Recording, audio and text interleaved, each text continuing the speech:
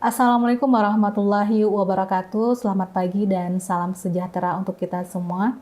Perkenalkan, saya Rita Gusmiati, SKM MKes. Saya merupakan dosen tetap di Program Studi Sarjana Terapan Promosi Kesehatan di bawah naungan Fakultas Keperawatan dan Kesehatan Masyarakat Institut Kesehatan Prima Nusantara Bukit Tinggi dengan NIDN 1020088903. Selain mengajar di program studi sarjana terapan promosi kesehatan, saya juga mengajar di program studi sarjana kesehatan masyarakat. Mata kuliah yang saya ampu selama ini di Fakultas Keperawatan dan Kesehatan Masyarakat tentunya berkaitan dengan bidang saya, seperti mata kuliah dasar promosi kesehatan, pengembangan dan pengorganisasian masyarakat, komunikasi kesehatan, sistem informasi kesehatan, manajemen promosi kesehatan, dan pemberdayaan masyarakat. Pada kesempatan ini, saya akan menjelaskan salah satu mata kuliah yang saya ampu, yaitu mata kuliah promosi kesehatan, guna memenuhi PDD UKTPT sertifikasi dosen. Mata kuliah ini merupakan mata kuliah wajib di program studi Sarjana Terapan Promosi Kesehatan dan Sarjana Kesehatan Masyarakat yang diperuntukkan mahasiswa di semester 2 dengan bobot SKS itu adalah 2 SKS. Tujuan utama dari mata kuliah ini adalah mengembangkan kemampuan mahasiswa untuk memahami tentang pengertian dan ruang lingkup promosi kesehatan, sejarah promosi kesehatan, kedudukan Promkes dalam kesehatan masyarakat, strategi promosi kesehatan, fungsi promosi kesehatan, sasaran promosi kesehatan, bentuk kegiatan promosi kesehatan, dan instrumen kinerja. Kemampuan yang diharapkan pada mata kuliah promosi kesehatan adalah 1. Mahasiswa mampu menjelaskan dan menguasai pengetahuan tentang konsep dan seni perancangan media promosi kesehatan, didasari pengetahuan tentang perilaku kesehatan dan perubahannya. Kedua, menguasai konsep teoritis tentang promosi kesehatan, strategi promosi kesehatan, dan langkah-langkah promosi kesehatan. Ketiga, mampu mengaplikasikan keahliannya dalam melakukan program perubahan perilaku kepada individu, kelompok, atau masyarakat dengan memanfaatkan keterampilan komunikasi dan advokasi melalui kegiatan yang terencana dan bertahap. Yang keempat, mampu merancang, membuat, dan menggunakan serta mengevaluasi alat atau media promosi kesehatan yang tepat dan inovatif. Atau metode perkuliahan yang kami lakukan, khususnya di program studi Sarjana Terapan Promosi Kesehatan, kami melaksanakan dengan sistem hybrid, yaitu dilakukan secara daring dan secara luring. Metode pembelajaran pada mata kuliah dasar promosi kesehatan yang saya terapkan adalah penyampaian materi oleh dosen, ya. Yang kedua adalah diskusi, ya, kuis, presentasi hasil diskusi, dan tanya jawab dengan mahasiswa. Media platform yang saya gunakan adalah Zoom Meeting dan WA Group. Kemudian saya juga akan menggunakan share PowerPoint untuk memudahkan mahasiswa dalam menampilkan hasil diskusinya. Sistem penilaian mata kuliah yang saya lakukan adalah dari aktivitas, hasil diskusi dan tugas, serta ujian tertulis pada ujian tengah semester dan ujian akhir semester dengan bobot. Absensi itu dinilai 28%, ya, soft skill 14%, ujian tengah semester 10%, dan tugas 38%. Berikut penyampaian materi mata kuliah dasar promosi kesehatan pada sub capaian strategi promosi kesehatan, di mana sub capaian strategi promosi kesehatan adalah mahasiswa mampu memahami dan memiliki wawasan serta dapat menjelaskan tentang strategi promosi kesehatan, yaitu advokasi, bina suasana, pemberdayaan masyarakat, dan kemitraan. Demikian deskripsi singkat saya di bidang pendidikan dan pengajaran. Semoga dapat memberikan gambaran dari salah satu mata kuliah yang saya ampu, yaitu mata kuliah promosi kesehatan yang dilakukan secara online, yaitu Zoom Meeting. Semoga bermanfaat. Terima kasih. Assalamualaikum warahmatullahi wabarakatuh. Assalamualaikum warahmatullahi wabarakatuh. Waalaikumsalam warahmatullahi wabarakatuh. Pada hari ini kita masuk perkuliahan dengan mata kuliah pengantar promosi kesehatan. Berarti ini masih dasar dari mata kuliah Promkes, ya, namanya aja pengantar gitu. Baik, sebelum perkuliahan dimulai, marilah sama-sama kita berdoa kepada Yang Maha Kuasa agar selama proses perkuliahan kita diberkahi oleh Allah Subhanahu wa taala. Silakan berdoa menurut keyakinannya masing-masing. Ya, semuanya Muslim kan? Di dalam hati aja. Silakan dimulai doanya. Kita masuk ke konsep promosi kesehatan. Ya, kenapa sih kita harus lihat dulu bagaimana konsep promosi kesehatan? Gitu ya. Karena apa? Dulu yang ada itu adalah kita kenal pada zaman dulu itu namanya pendidikan kesehatan dan ilmu perilaku. Yang ada itu adalah pendidikan kesehatan, tapi seiring perubahan ya itu berubah jadi promosi kesehatan. Karena apa? Kalau pendidikan kesehatan kita hanya memberikan informasi kesehatan aja, hanya melakukan pendidikan kesehatan aja, ya informasi kesehatan atau penyuluhan aja. Tetapi pada dasarnya promosi kesehatan itu adalah kita memberdayakan masyarakat. Ya, ingat ya, inti dari promosi kesehatan ini tidak hanya memberikan informasi kesehatan, tetapi juga kita memberdayakan masyarakat. Ya, memberdayakan dengan memperdaya itu beda ya. Nanti jangan sampai salah kaprah ya. Jangan sampai kami di sini mau memperdaya ibu-ibu nih. Nanti langsung diusir kita dari pertemuan tersebut. Ya enggak? Jadi memberdayakan itu beda dengan memperdayakan. Kalau memberdayakan berarti kita memberdaya, membuat dia berdaya. Saya tidak berdaya, tapi saya berdaya, berarti saya mampu gitu ya. Ya, memberi kemampuan dari dirinya sendiri, ya memberdayakan masyarakat gitu. Paham yang Ibu sampaikan maksudnya? Ya, bagaimana kita memberdayakan masyarakat, bagaimana kita membuat masyarakat itu sendiri, dia itu dari tahu, ya, dia mengetahui kita memberikan informasi kesehatan, ya, dia tahu, sehingga dia tahu, dia mau, ya, dia berniat untuk berubah perilakunya, mau, sehingga dia mampu untuk melakukan perubahan. Jadi promosi kesehatan itu tidak hanya memberikan informasi aja, tetapi dari dia tahu, mau, dan mampu untuk merubah perilakunya. Oke, 3 kunci itu aja. Dia tahu, kalau dia udah tahu, dia mau, ya, sehingga kalau dia udah mau, dia mampu. Ada nggak dia tahu, dia sudah tahu informasi tersebut, misalnya imunisasi, ya, atau dari gini, Dinda, misalnya Dinda tidak tahu apa-apa tentang imunisasi, Dinda tidak mau melakukan imunisasi terhadap anak, misalnya.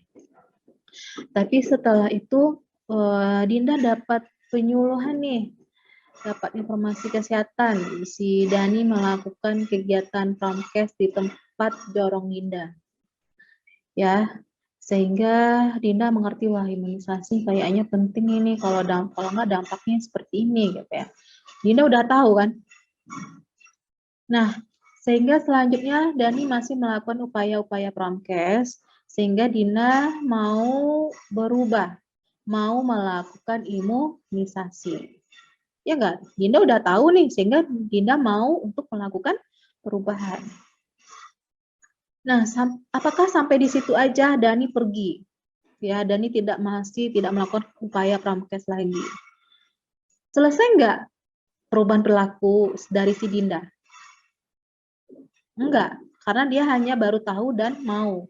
Tapi Dinda tidak mampu untuk melakukan pergi ke imunisasi. Bisa saja disebabkan misalnya tidak adanya sarana untuk pergi ke pelayanan kesehatan atau kurangnya dukungan dari keluarga, ya, sehingga Dinda tidak mampu untuk pergi melakukan imunisasi terhadap anaknya. Bisa saja nggak seperti itu.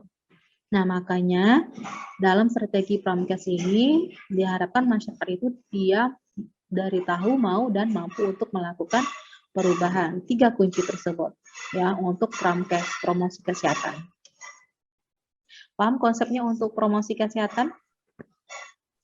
Ya, jadi kita tidak hanya memberikan informasi-informasi tetapi juga melakukan upaya-upaya dari tahu, mau, dan mampu. Oke, jangan ingat tahu goreng. Ya, tahu.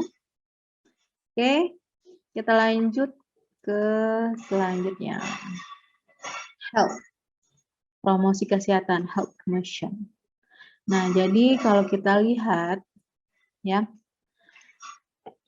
health promotion ini ya bagian dari 5 level preventif.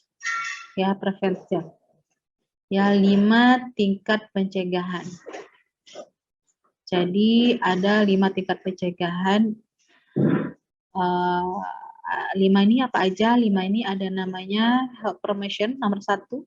Ya, namanya tingkat pencegahan berarti ada 5. Ya, promosi kesehatan ini bagian dari 5 tingkat pencegahan. Ya, promosi kesehatan. Yang jelas 1 adalah promosi kesehatan. Yang kedua itu namanya ada perlindungan khusus. Yang ketiga ada namanya diagnosa dini dan pengobatan segera. Yang keempat adalah namanya mengurangi kejadian, ya. Yang kelima adalah pemulihan. Ya, mengurangi terjadinya kecacatan. Yang kelima adalah pemulihan. Itu bagian dari 5 tingkat pencegahan dari promosi kesehatan. Ya, nanti akan kita pelajari di pertemuan ke-berapa ini? Pertemuan ke-6 ya. Pencegahan. Terus Promkes ini juga merupakan upaya promosi. Inti kata dari promosi, upaya memasarkan, penyebarluasan, ya, memperkenalkan. Nah, ini adalah kata kuncinya, itu adalah promosi.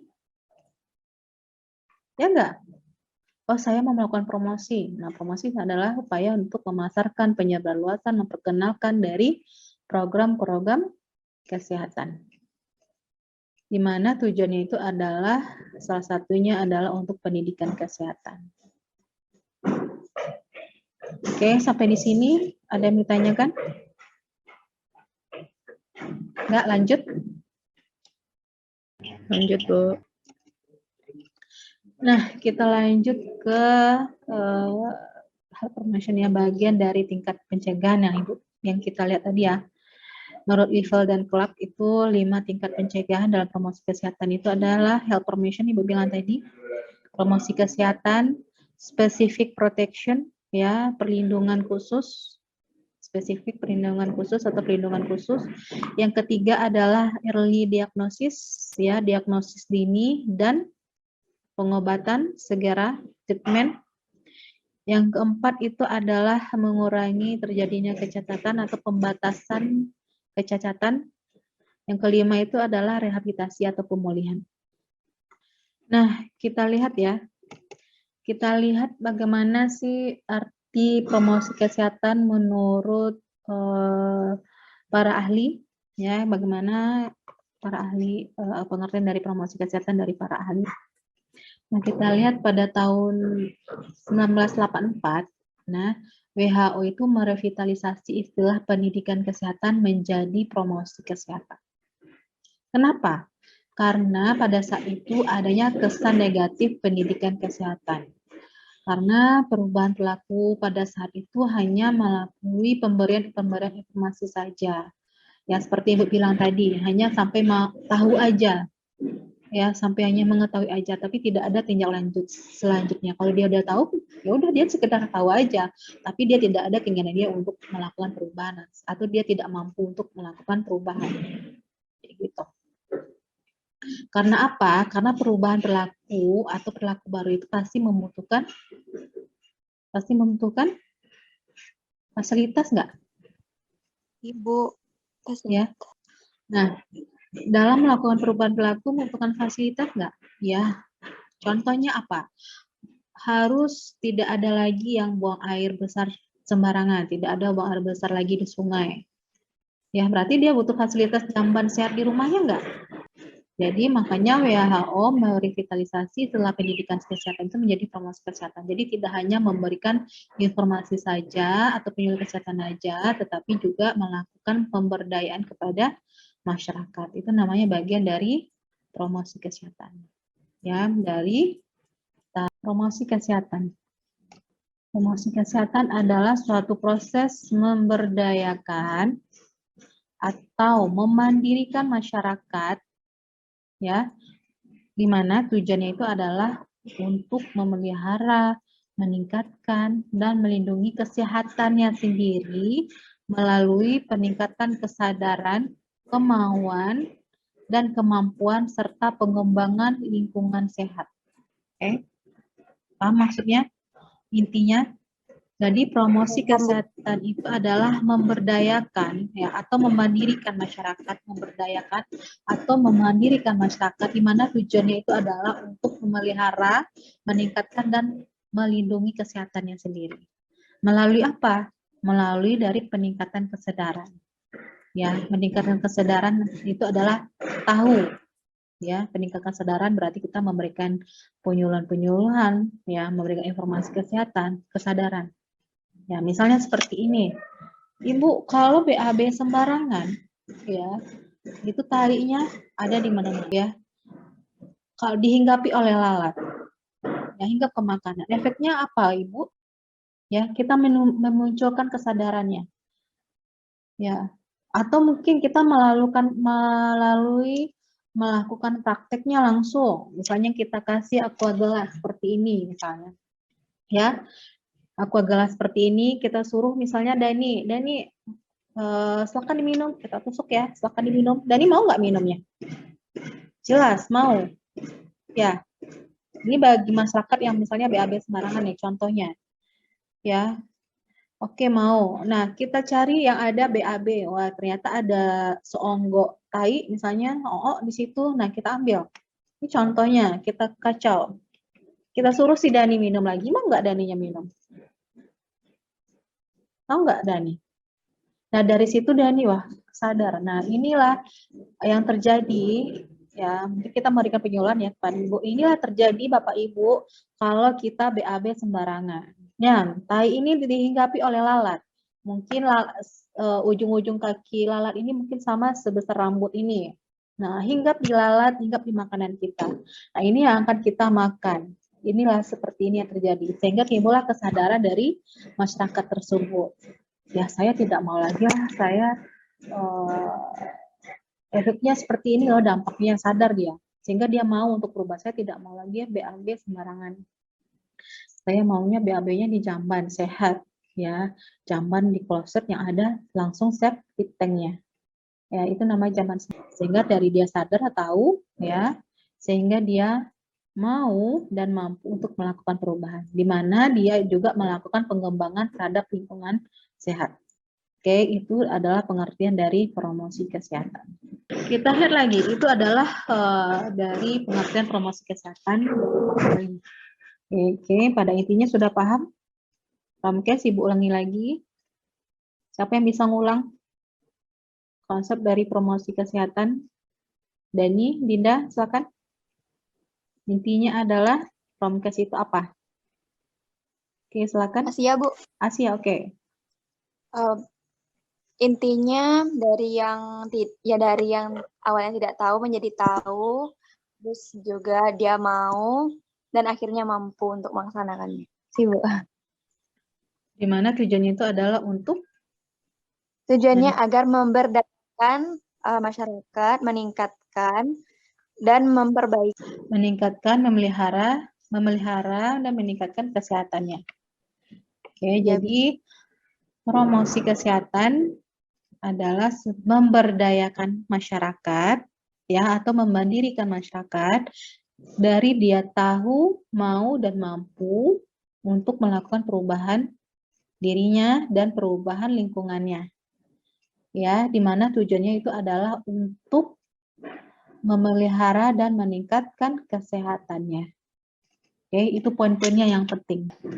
Kalau dari aspek pelayanan kesehatan, ya, itu ada dari tingkat promotif, tingkat preventif, tingkat kuratif, dan tingkat rehabilitatif.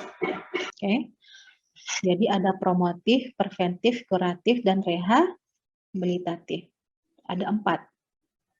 Kita kan Promkes, pencegahan, kok ada tingkat kuratif pengobatannya? Fungsi kita apa? Kan kuratif itu seharusnya bagian kedokteran sama keperawatan kebidanan. Kok kita ada juga kuratif? Nah, kira-kira jawabannya apa? Kalau promotif preventifnya oke lah ya, promosi dan pencegahan. Nah, ini emang tugas pokok kita ya. Tapi Promkes ini juga pada tingkat kuratif dan rehabilitatif. Apa fungsinya dalam pengobatan dan rehabilitasi atau pemulihan? Ada yang bisa jawab? Ada yang bisa jawab nggak? Izin menjawab, Bu. Oke, silakan. Siapa ini, Asia? Iya, Bu. Jadi promosi kesehatan itu kita tidak hanya sebagai tenaga penyuluhan, tapi juga sebagai kayak pengingat. Jadi misalkannya kenapa ada pengobatan dan rehabilitasi di promosi kesehatan. Jadi itu juga mempermudah kita dalam menyampaikan sesuatu. Misalkannya nih, menyampaikan penyuluhan terhadap suatu penyakit. Nah, kalau promosi tentu pasti emang itu sudah menjadi tugas kita. Atau pencegahan sudah menjadi tugas kita. Nah, untuk pengobatan ini, nanti suatu waktu ternyata pas audiens kita mendengarkan penyuluhan dari kita, ternyata sudah ada yang terkontaminasi atau sudah ada yang diserang penyakit tersebut. Itu juga akan memudahkan kita dalam menyampaikan menyampaikan informasi tersebut. Mungkin kayak gitu, Bu, kalau menurut Asia. Terima kasih, Bu. Oke, bagus ya, mendekati ya. Nah, jadi kalau kuratif, kenapa kita mempelajari kuratif juga? Nah, ini untuk pengobatan. Jadi pada saat pasien di rumah sakit misalnya, mereka sedang melakukan pengobatannya nggak? Sedang rawat inap. Nah, tugas kita sebagai tenaga Promkes adalah memberikan penyuluhan. Bagaimana upaya-upaya dari peningkatan stamina atau penyakitnya tidak semakin parah. Nah, ini dia kuratif. Apa aja? Misalnya pada saat rawat inap, misalnya sehabis operasi, misalnya bagaimana upayanya supaya penyakitnya ini tidak luka ini cepat sembuh, ya enggak? Ini bagian rehabilitatif juga ya. Bagaimana lukanya cepat sembuh, terus tidak lelah, ya, itu pengobatan. Ya, bagaimana pada saat kita ada yang rawat inap, kita melakukan promosi kesehatan, Ibu ini loh supaya penyakitnya cepat sembuh. Nah, ini yang harus dilakukan Ibu. Misalnya orang siap diabetes atau siap operasi jantung semua macam. Nah, Ibu nggak boleh lelah ya, Ibu makannya harus dijaga seperti ini ya Ibu ya. Nah, kayak gitu. Bahkan lakukan promosi kesehatan di sana pada tingkat kuratif, pada tingkat pengobatan. Ya, kalau promotif biasanya orang yang sudah sehat sasaran kita, orang yang sehat agar dia bisa memelihara kesehatannya agar tidak sakit. Kalau preventif itu orang yang beresiko untuk sakit, ya. Misalnya ibu hamil beresiko enggak? Nah, gitu. Tapi kuratif berarti orang yang sudah sakit, kita lakukan penyuluhan. Rehabilitatif berarti orang yang sudah sehat, orang yang sudah sembuh dari sakit, kita lakukan promosi kesehatan. Paham? Paham, Bu. Nah, ini dia. Ini penjelasannya. Promkes pada tingkat promotif. Oke, proses orang yang kelompok orang sehat sasarannya tujuannya untuk meningkatkan, memelihara kesehatannya, ya misalnya dia sehat, bagaimana dia tetap memelihara kesehatan agar tidak sakit, gitu ya. Contohnya dalam suatu populasi 80% sampai 85% orang yang benar-benar sehat, ya atau survei dengan kembang itu memelihara kesehatannya sehingga jumlahnya dapat dipertahankan. Jadi tidak ada yang sakit, ya karena dia sudah mempertahankan kesehatannya. Oke, itu untuk kelompok promotif ya pada tingkat promotif. Selanjutnya preventif. Nah, berarti orang yang berisiko, kelompok orang sehat dan kelompok orang yang berisiko. Contohnya siapa? Mungil, bayi. Nah, ternyata obesitas juga termasuk orang berisiko enggak?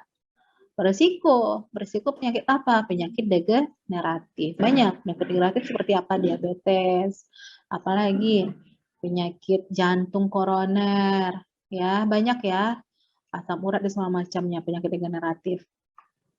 Terus selanjutnya adalah PSK termasuk adalah orang yang berisiko dari penyakit apa? HIV, AIDS dan semua macamnya, ya. Nah, tujuannya apa? Tujuannya itu adalah mencegah kelompok tersebut agar tidak jatuh sakit.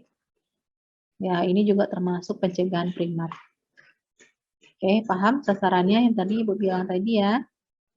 Paham, Bu. Selanjutnya kuratif, berarti ini adalah Orang yang sudah terkena bagaimana penyakit tersebut tidak menjadi lebih parah. Gitu. Ya, misalnya DM, TBC, hipertensi, atau jantung. Nah, bagaimana upayanya supaya penyakit tersebut tidak menjadi lebih parah? Apa aja upaya-upaya pencegahannya? Ya, ini juga termasuk dari pencegahan sekunder. Oke, ya sama yang Ibu bilang tadi. Lanjut. Nah, rehabilitatif itu adalah bagaimana orang itu segera pulih kembali, ya, atau mengurangi kecacatan seminimal mungkin. Ya, misalnya orang yang baru sembuh, penyakit yang baru sembuh dari satu penyakit. Nah, bagaimana dia bisa segera pulih kembali, nah supaya gimana dia tuh untuk mengurangi kecacatan. Paham untuk yang tadi Paham, Bu. promotif, preventif, kuratif, dan rehabilitatif. Jadi jangan sampai ditanya loh, kalian kan promkes, kok kalian kuratif juga sih apanya, ruang lingkupnya promkes. Ya, Anda bisa menjelaskan semuanya. Seperti tadi, kita tidak hanya promotif dan preventif saja, tetapi kita juga promotif, preventif, kuratif, dan rehabilitatif. Ingat, silakan siapa yang bisa menyimpulkan dari beberapa slide kita tadi itu, siapa bisa menyimpulkan bagaimana konsep dari promosi kesehatan? Nah, siapa yang bisa menyimpulkan materi kita pada hari ini? Asia lagi boleh, Bu? Boleh, silakan. Jadi dari awal yang menurut Asia lengkap, prinsip promosi kesehatan ini dari mulai kita memberdayakan atau meningkatkan kesehatan masyarakat, baik itu dari lingkungan keluarganya, lingkungan sosialnya, tempat bekerja atau sekolah. Kita selain sebagai tenaga penyuluhan atau tenaga promosi, kita juga bertugas di sana untuk sebagai kuratif atau pengobatan dan rehabilitas. Karena kalau misalkannya audiens atau klien kita itu terjangkit satu penyakit yang kata Asia tadi, akan lebih mudah untuk kita melakukan, misalkannya sudah terkontaminasi penyakit COVID-19. Nah, gimana kita menyampaikan, mungkin kalau spesifiknya untuk obat tidak ada, tapi kita dengan cara begini, oh ini nih Bu, Pak, oh ini nih caranya untuk biar lebih tidak, kalau misalkan pasien kita mengalami sesak nafas yang berlebihan atau gimana, ini nih Pak upayanya, atau ini bisa dikonsumsi Pak biar lebih meringankan gitu kalau menurut Asia, Bu. Kasih Bu. Oke, bagus sekali Asia ya.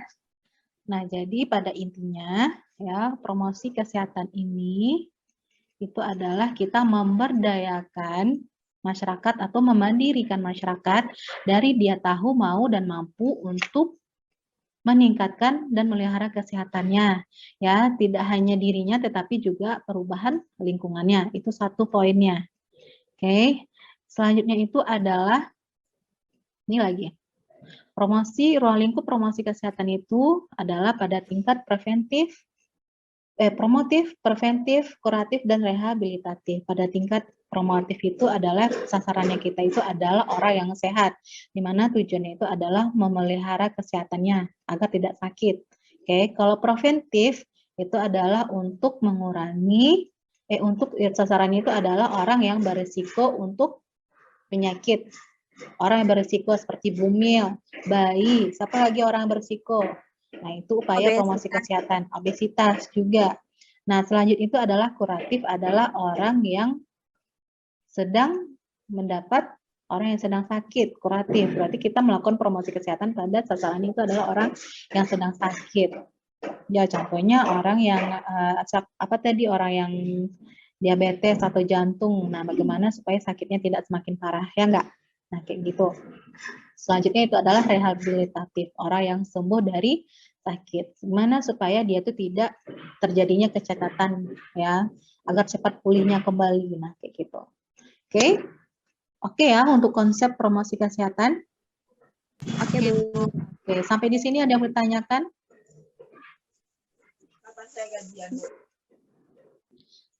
Kita tutup ya pertemuan kita pada hari ini. Jangan lupa tugasnya besok ya. Wabillahi taufik wal hidayah. Assalamualaikum warahmatullahi wabarakatuh.